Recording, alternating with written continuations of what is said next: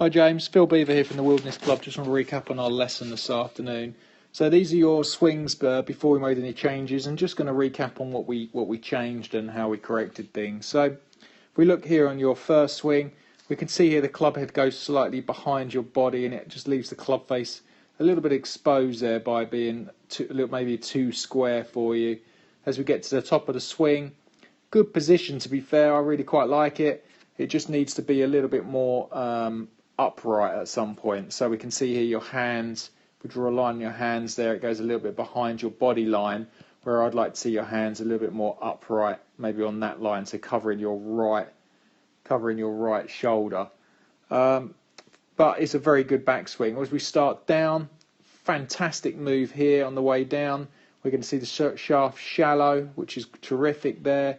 You know, this is a swing position I have to fix most of the days I'm working, and this is in a really good solid position here. Coming into impact, really good again. Legs are a little bit quiet, but otherwise pretty tidy. Here's where things go a little bit wrong, and we could see why the club face was leaking to the right. So we can see this here is pointing slightly right, club face, and we'll just see the club, it never really flips out closed. So we can see here coming through here, look how open that club face is. It's still pointing this direction. You know, if we draw an arrow, that's pointing in that way. And for you, really, we need to get that club face flipping over, because you was leaking it a little bit to the right.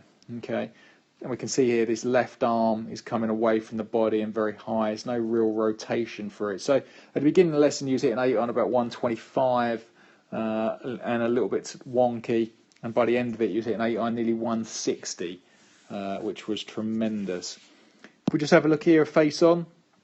Good setup, quite strong, maybe pushing the hands a little bit too far forwards.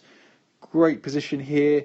We don't really see this left leg drive now. It sort of stays back a little bit, and we're going to see you sort of trying to sort of scoop the ball. So we can see here how broken this angle is there. I mean, there's no forward lean, or the hands aren't ahead of the ball at all.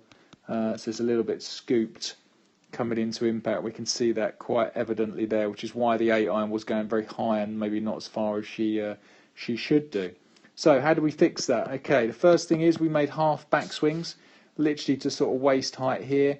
We had a club on the floor here, and we had a club in the ground there on the grass. And all I ask you to do, James, is try and hook the ball around that stick. It must start right at the stick. That's very, very important.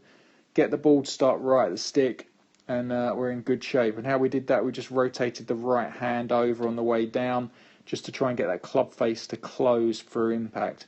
That was a very quick fix, and you could see from half a swing you was already hitting it, 25 yards longer than your normal swing.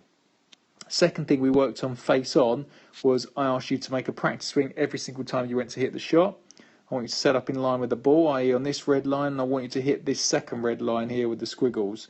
Just trying to hit in front of the ball will get your weight moving forwards, get you compressing the ball with some downward pressure, and striking it obviously much better. And again, you got some more yardage, and got the ball coming out a lot straighter and further. So work on them two moves for me. Make sure the ball starts on right of the stick and draws. If it curves too much right to left, the likelihood is it started left of the stick. Okay, and then work on hitting the ground for me after the ball, and we should see some tremendous changes. Thank you, James.